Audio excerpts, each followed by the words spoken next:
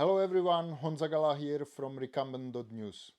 Today I want to talk about the Podbike, about the bold project with a great vision, with a vision to change the way how people are traveling to work around the cities and so on. But as you may know, the Norwegian company filed for bankruptcy just about a month ago, and today I would like to talk to you about my experience from test riding it, and then I would like to mention 5 reasons why I think that the project has failed.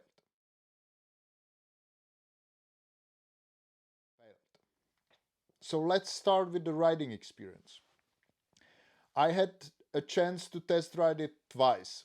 Once was at the Eurobike about 2 years ago, and then in middle April in Bochum, Germany, at the Trimobile recumbent dealership, and I could test ride it there with my colleague, and we spent about an hour riding it in the standard city situations. Of course, there were those general issues that the concept did have, which was the big bubble, the which served as a window and door and weather protection, and at the end it would serve as a greenhouse during the summertime when it would bake the rider inside, which was the number one reason why most people with velomobile experience thought it is a project that would, that will fail sooner or later. But there were, from my first test ride, also some issues with the chainless drive system, which is very interesting, which is very promising. But 2 years ago in the Podbike, and also all those other systems, I would say, were not really fine tuned, and it was not pleasant to ride it. There was kind of, gap between when you started to pedal till the vehicle started to move, which was in a way dangerous, and it was not nice to ride. It was also rattling a lot. It was not easy to close the hatch and stuff like this. But I have to say that some of those issues were still present. It was noisy, it was rattling, the operation with the hood, with the hatch, with the door, how you want to call it, was still not easy, and I could not really easily close it fully, and so there was still a little gap, and that would make it difficult in the winter time because the cold air would get into the vehicle. But the chainless system was much more polished and fine-tuned, and I find it very okay, and I really enjoyed the the the regenerative braking, which is operated by starting to, like, by backpedaling a little bit, and then when you come to a full stop, then you can start reversing by backpedaling, which is really interesting and nice. This is something you cannot really do with a standard chain drive. And I was kind of afraid and also interested I will how it will be to ride it in a standard traffic and situations like very narrow street with the car coming from the opposite direction, and then you need to solve it, or coming to a dead end for whatever reason, like some obstacle you cannot avoid, and then you need to turn back and ride back in some difficult situations. And all that happened to me, and it was easy. I mean, just to start backpedaling to reverse was so easy. that at the end it was easier than to, in the car to change the gear and start reversing, because it's so natural. At the end, I enjoyed riding the pod bike, but I have to say that I also think that the big bubble and the complexity of the overall complexity of the vehicle is something that I would not like to own. So if I would go and would want to buy a vehicle like this, it wouldn't be a pod bike. So let's talk about those 5 reasons why I personally think that pod bike has failed. The number one reason is the overengineering. Per, the Norwegian founder had really a big vision, and he wanted to have everything in that vehicle. So it has a unique design. It has this huge bubble, the screen that just production of the screen was around 1,000 euros. At least this is an estimation I have got from some people. It has a very nice light system. It has a proprietary uh, pedal generator and motors and the system for it. It has an app for your smartphone. It has all those little, you know, buttons and their covers, and it has a lot of, the shape from outside is really nice, but it's very complex and difficult to produce. Also inside, not everything, but a lot of things was kind of covered, and it had the pod bike has tons of pieces, like really a lot of pieces that you have to assemble. It has a wiper, it has, you know, special attachment for the seat and the seat itself, and it even had a HEPA filter, so the air blowing inside is clean. All that really adds to complexity. It need, needs to be developed because there was hardly a part that was widely available. Maybe pedals, and those were, you know, green still of their color. So every single piece they had to develop, they had to produce, they had to fine tune, optimize, pay the tooling, and so on and so forth. He wanted to have it, with the ability to park it vertically. It was simply over engineered. And mainly, the idea was that he will or they will be able to produce like hundreds of or possible thousands of them a year, so the price would go down by scaling up the business and the production. The estimated cost of the vehicle at the very beginning, sometime in 2017 or so, was around 6,200 euros without VAT, without the duty, without the shipping cost. So say it would be around 8,000 euros. So if you look at the complexity of the vehicle and compare it to a standard higher end cargo bike at that time, you would not expect that the pod bike would be just 2,000 euros more expensive. Even today, when the price was, 10,500 euros without the VAT, without shipping, which means 12, 13,000, it was way too cheap compared to standard velomobiles without an electric, motor, without all that complexity in it. So the price was simply way too low.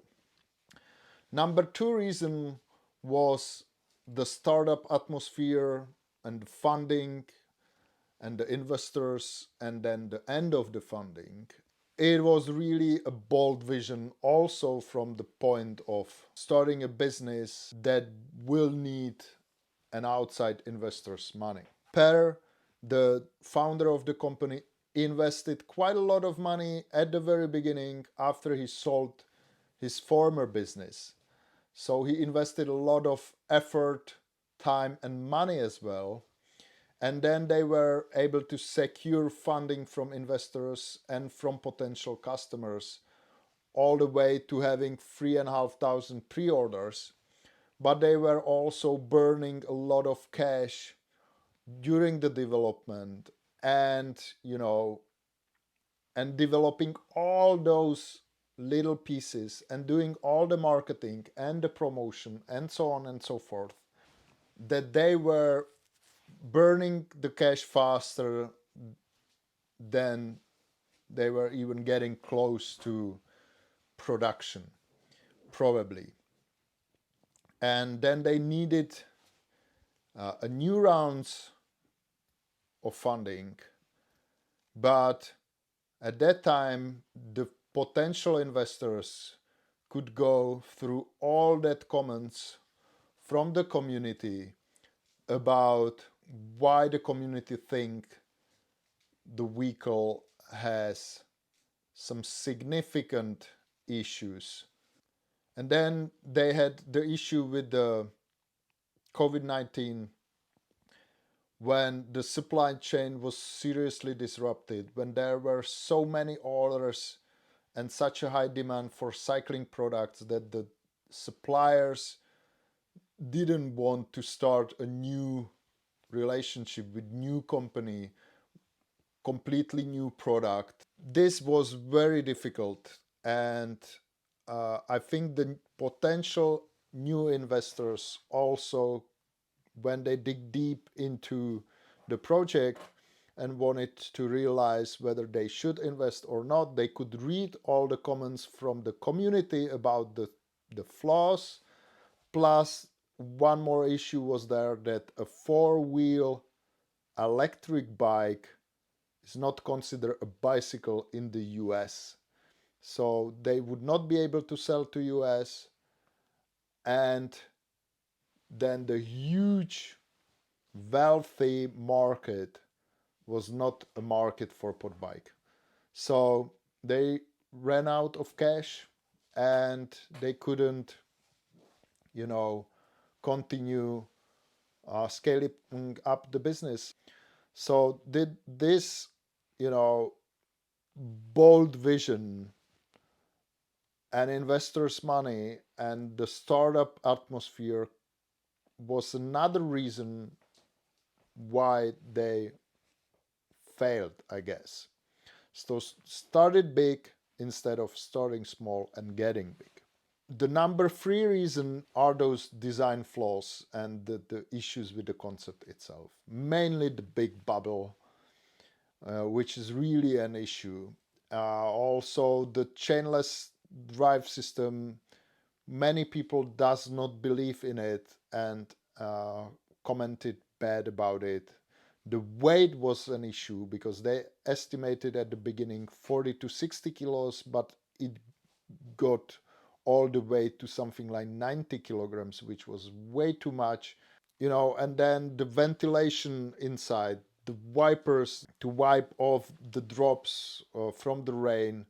And from my experience riding a Go 1, you have all those drops around you, and then in the night and the street lamps shining, you can hardly see outside. And that is a huge issue in the moment when you are really supposed to use the product, the velomobile. So in winter time, let's say, in rain, maybe in the night when it's cold, and so on and so forth. And now you are sitting in a vehicle which you don't feel safe. You don't only need to look frontward, but also sideways. And with that curvature of the screen, it's not really possible. So the general, functional issues were reason number 3 why Podbike has failed. Reason number 4, I guess, is Norway itself. Of course, Norway is the leader in electric vehicles.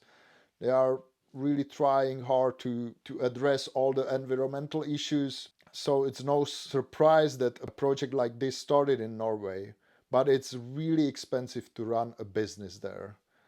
And they hired, all the managers there, all the development has been happening there. And at the end, the production went to the Czech Republic, but running the business in Norway is not cheap. And your market is Germany, Netherlands, and the main part of Europe, not Norway. So you have to ship from Norway. All that is really expensive. So this is a reason number 4, I guess. And the reason number 5 would be the lost momentum. It started like 2015 and they got 3,500 pre-orders and some deposits out of it, and people were waiting for the product, and then it took ages, and then the COVID came and prices increased and people didn't want to purchase the final product for almost double the price, and they were asking the deposits back and canceling their pre-orders. And I think that if they would be able to start the production sooner and ship first couple of hundreds of units and then slowly address the issues. I mean, you can redesign the bubble, you can fine-tune the drive system, you can, say, okay, although we have developed our own system, we may use a better and cheaper one like the 6E or some others, or 6E. We can make the vehicle cheaper by just slightly changing the design and using more standard components and parts and things like that. But because the delay was so long, people were no longer, they didn't trust it, and they, listened to all the comments why the product would not work.